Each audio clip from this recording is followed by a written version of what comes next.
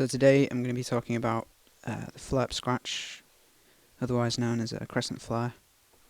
It's a free click technique, and it's a way of, I suppose, getting a sharper one-click flare type sound. So we'll do a one-click flare and then a flurp for comparison. That was a flare, and this is a flurp.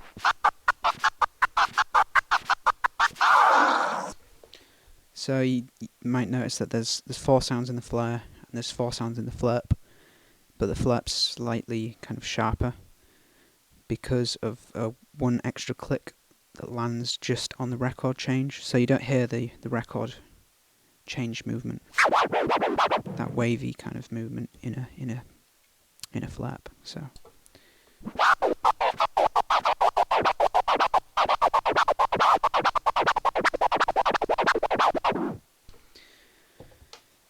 To do a flurp, we start with the fader open, and we move the record forward and click twice, and the click should be halfway through the forward motion and then at the end of the forward motion.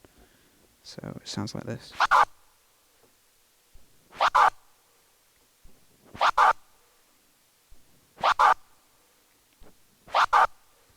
Once you've got that down, from this position, we're going to open the fader again and reverse, and while we're reversing, halfway through that reverse motion, we do a click.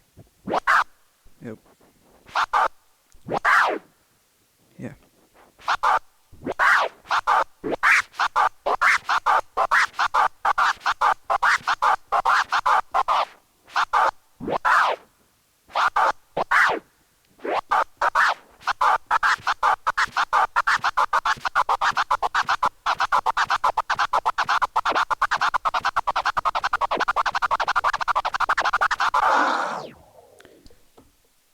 So it's important to note that the flurp should begin open, as in crossfaders in the middle, and then end open, and free clicks and all.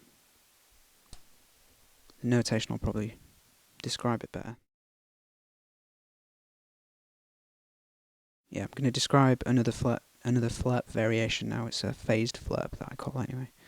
This phased flurp is basically a flurp, but it starts in a different position. So you're starting in reverse this time, and I'll just kind of show you. But 1 minute.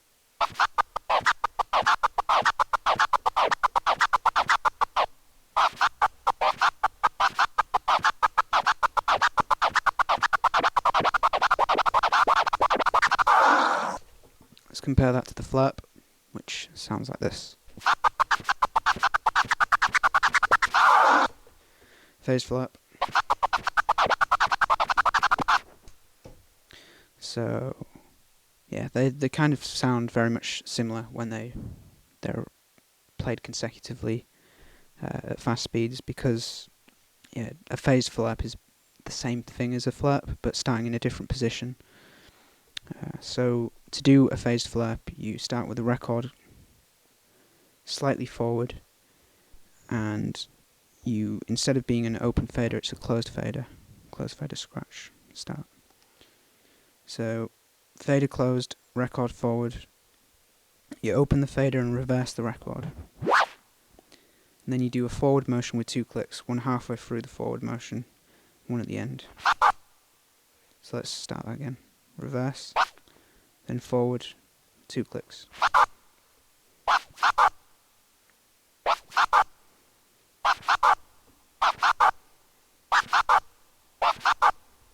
Once you're comfortable with that, then from this position, we open the fader again, reverse, and then close halfway through. So that's it.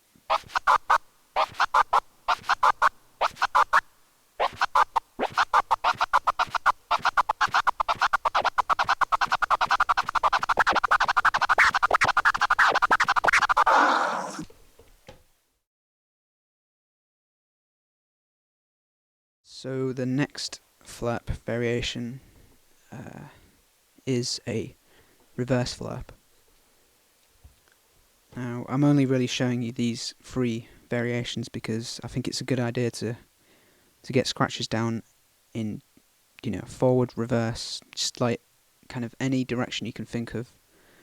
It's just to add more variation, and over time you'll get used to freestyling and, you know, using these different directions of one scratch musically instead of just knowing it as you know, something you've learnt by rote and it just comes out and sounds like very rehearsed. But yeah, so anyway, the reverse flurp, you start with a closed fader again, and it's the same as the last one where you start in reverse. So you've got the record forward slightly. Closed fader. Right, so you open the fader and reverse, clicking halfway through the reverse. So start that again.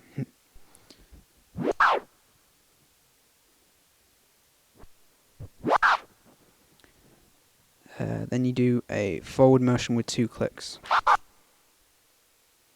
So it's this. Closed and in reverse, open fader, reverse and click halfway, and then do 2 clicks forward, one halfway through, one at the end.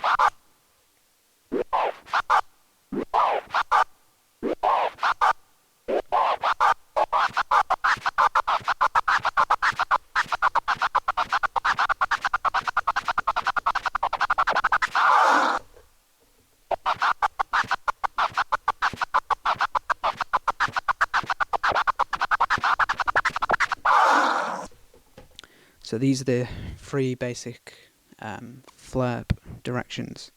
I think there's probably a second phase flurp, but I haven't included it because, well, I don't even do it, so I can't really make a tutorial on a scratch that I don't know about. So yeah, some cool things that you can add to flurps. Suppose you can put tears over flurps to sort of pitch them. So let's try that.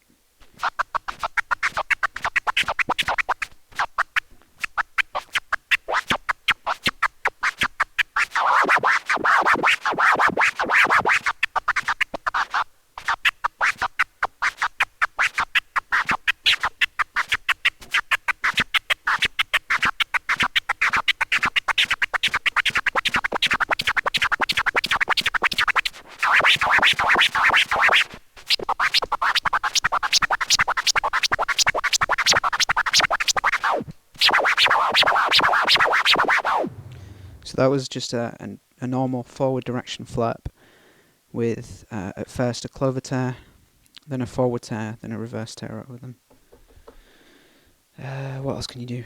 Yeah, you can do stuff like baby to flurp combo or a chirp to flurp combo.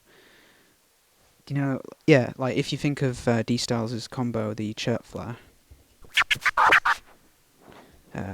Because a flurp is an open fader scratch just like a flare, you can kind of combine it quite easily with other open fader scratches like the chirp to get kind of like a sharper chirp flare sound. Let's try it anyway.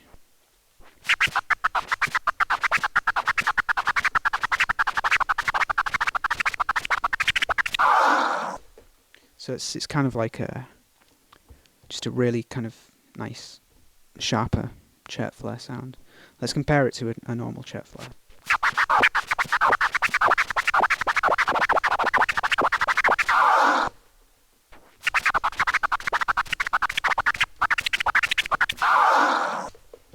Yeah, there's just that kind of slightly sharper characteristic. Yeah, and you can also do stuff like baby to flurp.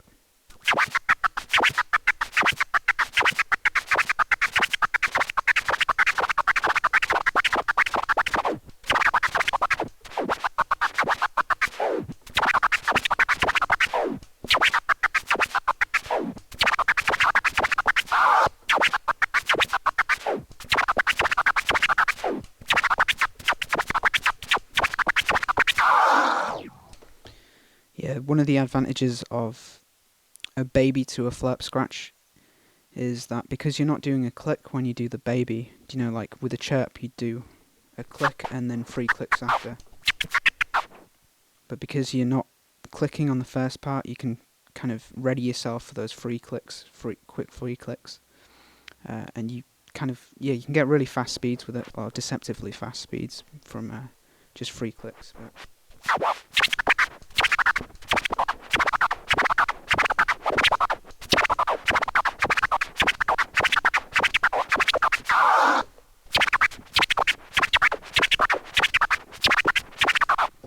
Yeah, I'm a little bit rough with those though, but yeah, it's just good to know anyway that there's stuff like that. So, okay, I think that's everything. Cheers.